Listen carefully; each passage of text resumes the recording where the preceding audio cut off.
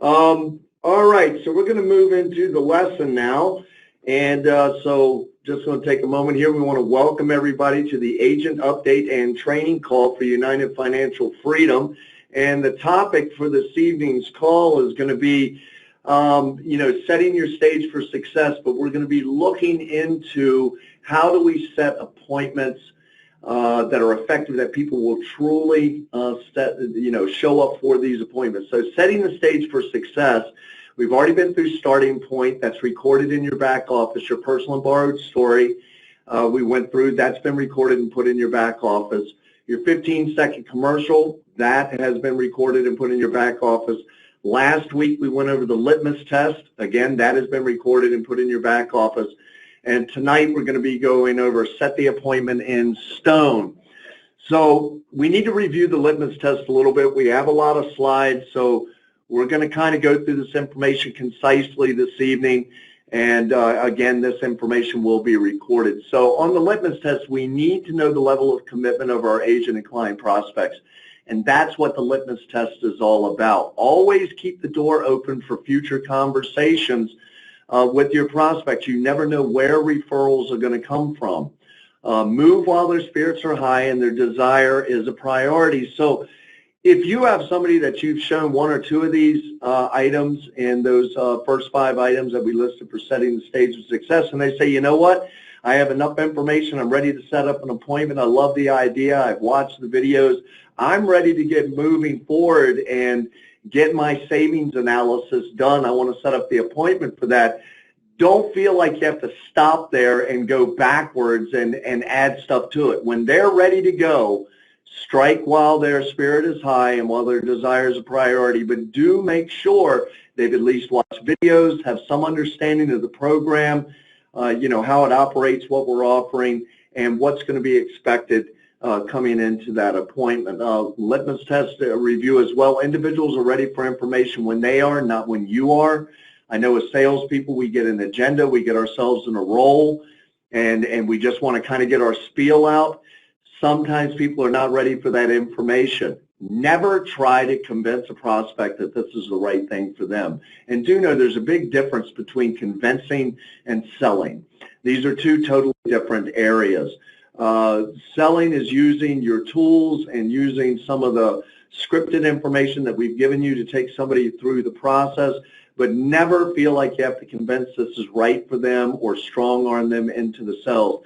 This needs to be a sale that they make the decision to move forward based on the information that they've been given, and always keep the door open for future conversations and, yes, your referrals.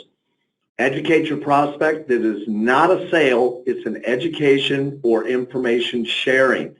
Yes, you are selling, but I want your perspective to be that you're educating the client and giving them enough information so they can make an educated decision whether to decline or move forward. Be direct and be informative. Be clear and concise with the information that you deliver. Seek to serve your prospects' needs before your own, and you will gain the prospect's respect and trust. And these items, to me, are the key to closing. With the Litmus test and everything we've gone over, you notice we keep reinforcing follow-up. We keep reinforcing to share the information, allow them to make a decision, not try to convince them, and always keep that door open for referrals. And this is a sale of trust. You need to understand that. The people have to trust the information and trust you enough to be able to move forward. All right, so for tonight's lesson, setting your appointment in stone, set effective appointments your prospect will show up for. So one of the things, you've done your Litmus test, your personal and borrowed story, maybe your 15-second commercial, maybe you've formed them with family, occupation, recreation, and message. But typically what's going to happen is they're going to go, okay, I got all that and I'm ready to go, but how does this work? Well, what I want to tell you is that if you launch into a verbal explanation at this point, it's really going to confuse you in the process, it's going to confuse them in the process, and it's really going to weaken your chances for closing the sale. Stick to your process, trust your training, do not commit verbal suicide. As long as I've been doing this program and as much information as I have in my head with the ability to be able to talk to somebody and explain this product. I never go into a long explanation of how this product works. I go back to what I qualified for, my personal and borrowed story, or I go back to my 15-second commercial, or I do a demonstration and let the product do the talking, or I show the videos and let the video do the talking. Do not get caught in this cycle of trying to verbally explain the product, and I just want to make a caveat here, especially with family and friends. Because your family and friends aren't going to want to know about your process. They're going to probably say something like, well, just tell me how this thing works. Take them through the process. If you go into this verbal arena, if you get off of your process, you're actually doing your prospect, which if it's a family member, a disservice, and you're doing yourself a disservice by not sticking to the process that we know work. You short it to the point responses to redirect your prospect if they try to sidetrack your presentation. So, questions and responses. Let's just do it this way. I'm going to play the client, and Steve is going to play the individual that is trying to sell it. So, Steve, I got all the information. Everything's cool. So how does this thing work? Well, Mac, look, you were scheduled to pay back over $465,000. You were scheduled. I'm sorry. I was scheduled to... You're responding to me. It's all right. In total debt over a 28-year period. But by qualifying for a very powerful program, I will save over $165,000 of total interest, and all my debts will be paid in full in 9.3 years. Would you like to see if you qualify for the same program? Well, Steve, I still have a couple questions, but I really just kind of want to know how it works. Well, as I mentioned before, this is a program I had to qualify for. Before we get ahead of ourselves, we need to see if you qualify. If you qualify, I'll be more than glad to show you how this program will work for you. Do you have about 15 to 20 minutes to see if you qualify for this program? Well, yeah, I do. And I do have that. Now, I want to take a little break here. I wanted you to kind of get the flow and the idea of what that looks like. If you notice, all Steve did was redirected me back to his personal and borrowed story and redirected me back to a 15-second commercial. And then he asked me at the end of both of those, do I want to see if I qualify? Do I have the time to qualify? I want to introduce you all to something called Reduce to 2. And Reduce to 2 actually came out during air traffic control back in the 60s. And they would always have three items that they gave the pilot from the tower: airspeed, altitude, and the vector that they were coming in on. And invariably, the pilot would always call back to the co-pilot and ask for one of those three directions. So this was instituted in air traffic control called Reduce to 2. Just give them 2 of them, and then call them back on the radio and give them the third, and if there's a fourth, like a weather condition or a side wind or something like that. See, the reality is this. I want you to think about when the last time you went to a buffet, or you go to a buffet and you see somebody standing at the buffet. Well, they have their plate in their hand, they have their knife, fork, and spoon and the napkin, and they're just standing there kind of staring at all the options. There's so many options available at a buffet that I've actually seen people, and I know for myself, I've actually locked up, like, do I want the chicken or do I want the roast beef? Do I want the fish? Do I want spaghetti? There's too many options. I want you to think about a wedding. At a wedding, they give you 2 choices. You either get the fish or you get the meat. You get the chicken or you get the vegan. There's 2 choices typically. And really what that is all about is if you give your prospect only 2 choices, even in these venues, but especially with this, they're going to pick one. They're not going to hem and haw and try to step outside of the box. Now, you may have the difficult client that says, no, neither one of those days works. No, neither one of those times works. And then you have to be, prepared for that to work organically with it. But what this kind of does is, in a subconscious way, it forces the prospect's hand to make a decision by only having 2 choices. Do you want this or this? And in doing that, I think you're really assisting the client in making a decision, and it makes the process of setting your appointment even easier. So going back to our little script, I'm going to say back to Steve, yeah, I guess I have about 15, 20 minutes.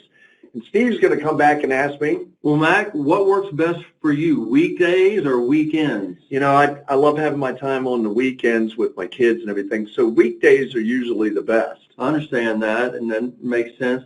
Do you like afternoons or evenings best? I really prefer the evenings because I work during the day, and I have time freed up in the evening where we could probably get together. Good. Well, let me ask you this. What evening this week would work best for you, Tuesday or Thursday? You know, for my schedule, looking at it, I know I've got a thing planned with my kids on Tuesday, but Thursday evening looks like it'll probably work out the best for me if that's good for you. Yeah, so let's kind of get down to what would be the best time, 6 o'clock or 8 o'clock p.m.? Yeah, 6:30 is really the best for me, but, you know, since you only gave me the two options of 6 or 8, I'm usually finished with dinner and everything by about 7:30. The kids are kind of doing their own thing. Why don't we say about 8 p.m., because I'm just really finished up with dinner and the kids and all of that stuff. Do you think that'll work good for your schedule, Steve? That'd be perfect. Would you like to meet at your home or your office or my home or office? Which would be best? You know, I would like to be here at the house because I'm just finishing up at dinner. You could come over to the house. We can meet at my home at the kitchen table. Or now, I just want to put a caveat in here for you people. If you're doing a web conference, this would be the place where you'd let them know that you're going to do it online, you're going to do it with a certified trainer, you're going to do it with a web conference, whatever that looks like. But going back to the script, so, you know, Steve, for me, I prefer to meet at my home. And I think that's always a good place too, Mac. My schedule's filling up pretty quick, but I do have some time available to help you. Thursday evening, January 5th, 8 p.m., your home. Does that sound like that works for you? Yeah, that sounds good to me. Okay, good. Now, is there anyone else that you would like to have present to get their eyes on this with you? Okay, now the question he's asking here is you don't want to do a one-legged appointment. So you could ask that is there anyone that you would like to get their eyes on this? Is there anyone when you're looking at this type of information that you refer to or you would discuss this type of information with? Is there anybody that's going to be involved in the decision-making process? Now, you don't want to say it that way to them. Don't say, will there be anybody involved in the decision-making process, because you're too early in the game right now to tell them that they're going to have to make a decision. So make this one a little bit lighter. Is there anyone else that would look at this information, would be involved in this information, that you would like to get their eyes on it? And so I'm going to go ahead and respond to Steve and let you know there's never any value in a one-legged appointment to you all, okay? If there's going to be somebody else involved in this process, you want to know about it now moving into that second appointment. If someone else is going to be involved in the decision-making process, make sure that they can be present. It's one of the greatest ways for a prospect to take you off track and get you out of a sale is you get right near the end of that first appointment, they go, you know, I have to discuss it with my wife, or I have to discuss it with my tax guy, or I have to discuss it with my partner, or whatever that looks like. It'll just sidetrack the whole process. So make sure you have that information right out front. So I'm going to respond to Steve and say, yeah, my wife is, you know, everything that we do financially, Steve, you know, I do with my wife, and we bought the home, we bought the car, you know, everything that we've done. So yeah, I'd like to have my wife present. Mac, I think that's really important. Let me ask you, can we touch base with them at this time to see if they're available? And that would be a situation if it were maybe another outside party. But you could check with your wife as well to see, you know, let them make the call right there. If they're not available, try to stay there and have them call again in just a short period of time to confirm it. If they still can't get the other party, confirm your appointment and let them know that you're going to follow up with them later that day to see if they reach the other party and if the other party can make the appointment. Follow, like Max said, follow up, confirm, follow up, and confirm. You know, and in situations like this, you don't want to be too pressing on them, like just sitting there going, well, call them again, call them again, call them again. Right. See if they'll call. If they say, you know, she's at work right now, she gets off work about 4:35, I'll make a call then and make sure she can make the appointment. Then just make a note in your planner to call him back about 5:30, 6 p.m. that night and say, hey, were you able to get in touch with your wife? Is she going to be able to be present? You never want to strong arm. You never want to make them feel uncomfortable with this. You want this whole process to be the really easy, simple process, but you do want to kind of tie them down.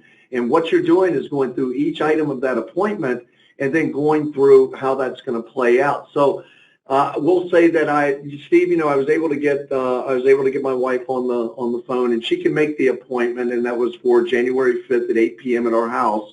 And she said she would be there because she's cooking dinner, so that'll work good for her. Good.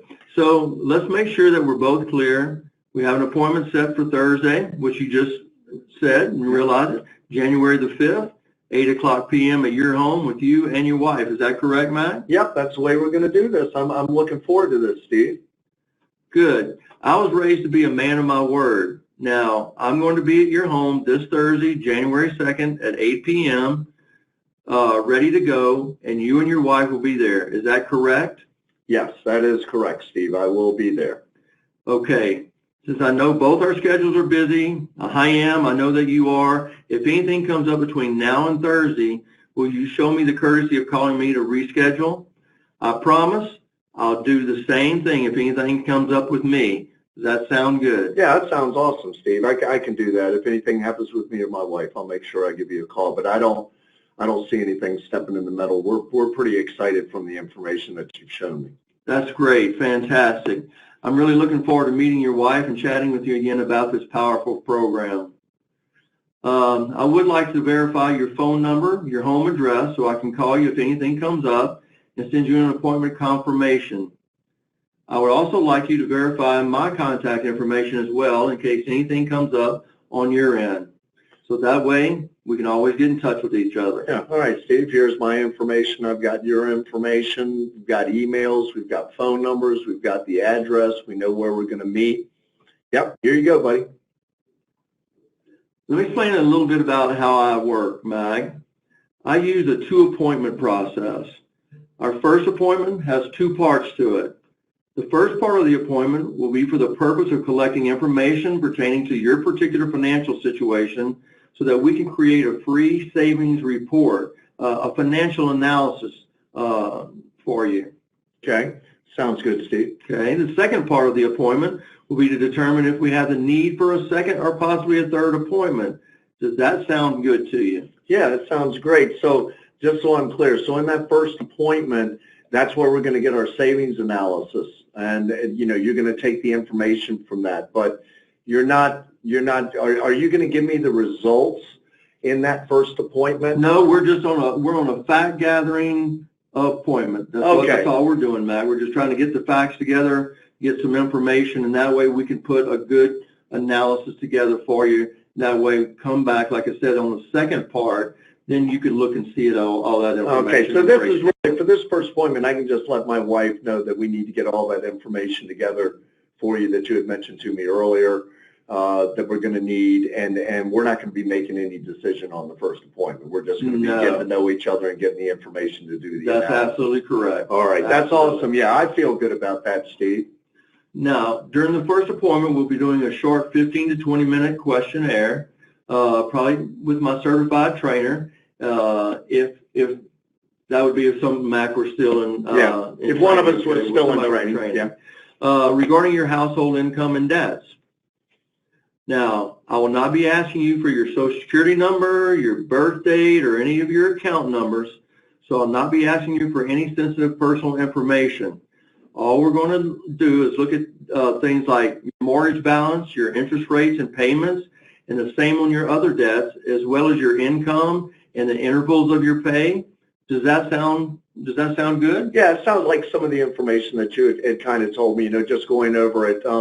Is there something like a worksheet or something that you could give me so I don't forget some of my debts? Absolutely. I have an analysis worksheet right here that I'll be able to give to you, and you can go ahead and get a head start on working on that, you and your wife. So you can email that over to me, or do you actually have a copy with you? Probably best for me to email that to you, okay? Okay, and then just when I get it, you want me to reply and let you know that I received it? If you would, yeah. Let me know that you've got the information, and receive that as well. All right, cool. And if I have any questions on that with any of the information on that worksheet, would you be available prior to the appointment where I could ask some questions, my wife and I? Absolutely. You got my cell phone number. That's my number 24 hours a day, 7 days a week. So you feel free to give me a call anytime. All right, that sounds awesome. I'm gonna say a yes to that, Steve. That sounds good. Good. Now, if during our first appointment, for whatever reason, you feel this is not for you and your wife, will you be forthright enough with me to let me know that, Mag? Now, conversely, if during that appointment I feel that this is not a good fit for you at all, I'll be sure to let you know.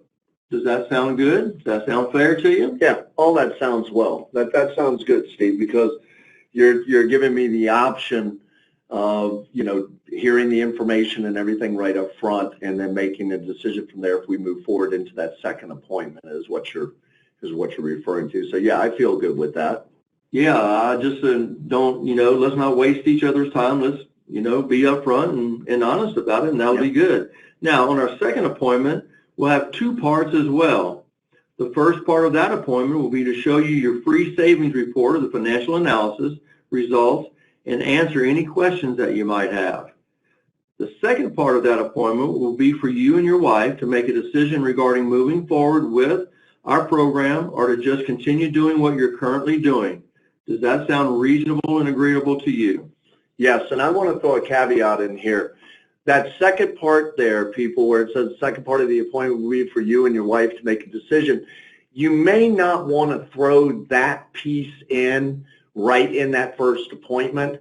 But you do want to go over the first part of it, telling them, on our second appointment, it's going to be for you to look at your results of the analysis.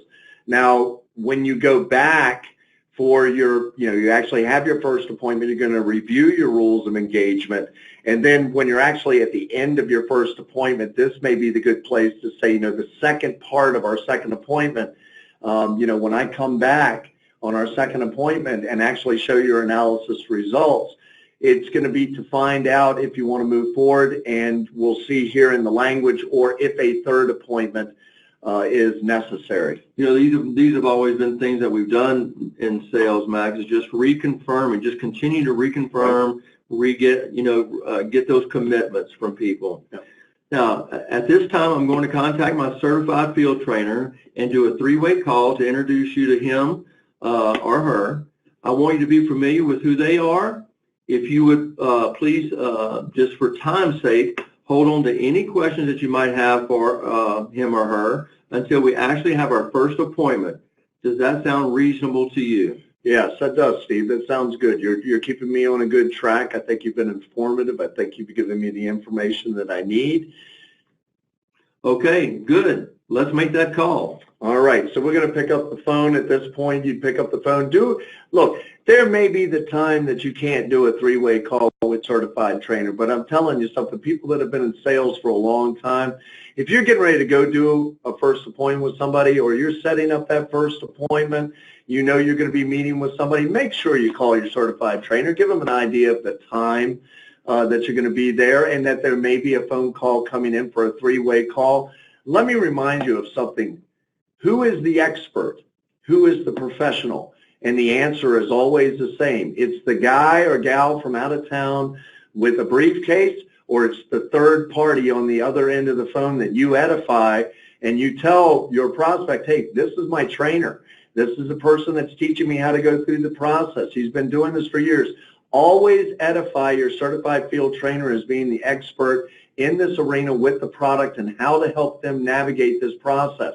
Obviously, if you're out of field training and you're just closing your own deals, you may not want to do a three-way call. That's totally up to you, but I want to take this from the ground level for all the brand new agents that have been coming in and operating with a certified trainer. So in setting your appointment in stone, make sure you send them a follow-up email the same day with a cordial note. And that cordial note could be something along these lines. It was great meeting you, speaking with you today, having a chance to chat with you, whatever is comfortable for you. And that I look forward to the upcoming appointment on January 5th, 2020 at 8 p.m. at your home with you and your wife. Be sure to remind them of the information they will need to have collected, have readily available.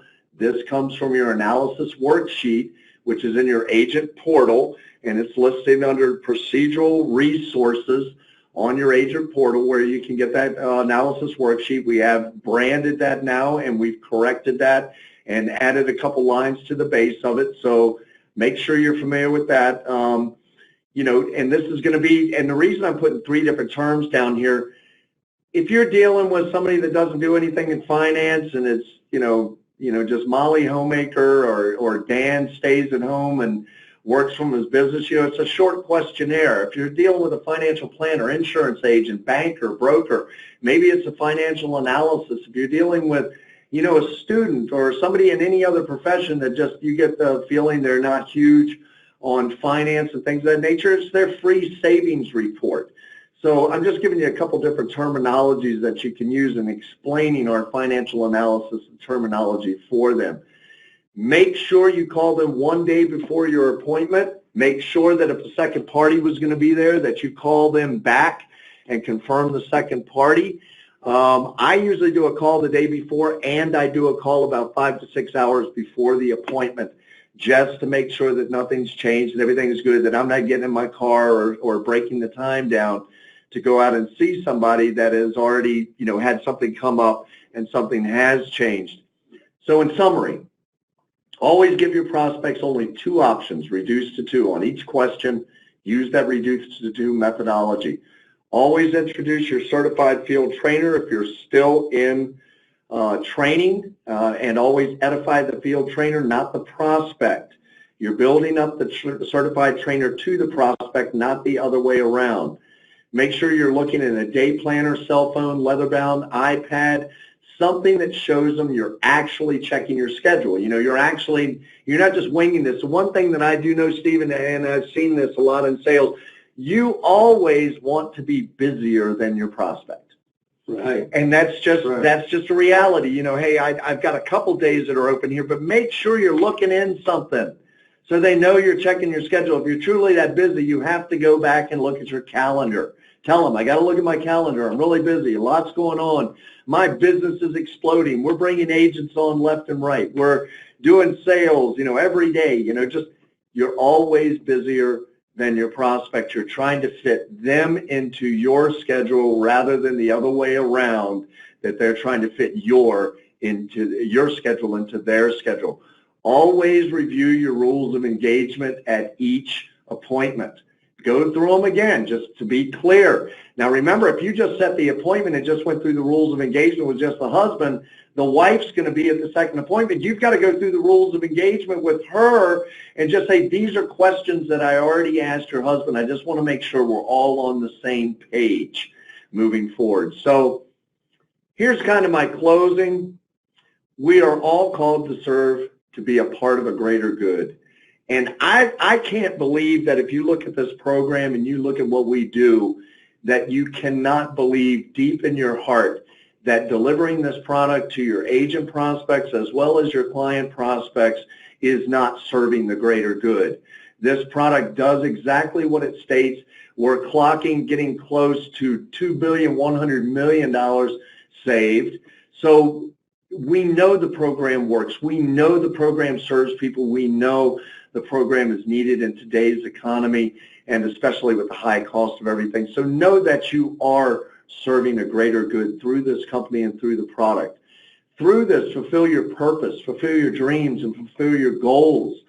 Write out some goals for 2020. Write out what's on your bucket list, your big dream stuff that you've always wanted to do or always wanted to accomplish. And if you pull your goals and your dreams together, you will find your purpose in the middle of all of that. If you spend your time giving people what they want, what they need, I will promise you this, you will get back more than you could ever possibly hope for or ever possibly imagine. I don't know why that is. It just seems to be the way that it works. But at the very least, in everything that we do, always remember the heart of a servant. You are there to serve your clients' needs. You are there to be patient. You are there to help them navigate. You are there to help them direct and to share the information educationally so that they can make a decision for themselves. I mean, there's no doubt that trust is a major part of what we do and how we converse with people. And it's important in recruiting and building. It's important that we build relationships. In selling, it's important that we build those relationships with people and we build that trust. We want them to be a client, until their debt's paid off. We want them to share it with other people. And by building that trust and being more open, and letting them know, hey, I am here to serve you. I'm not here to try to sell you this thing and cram it down your throat. The more at ease that they're going to feel about it, the more at ease they're going to feel about giving you those referrals and being a good client and good prospect.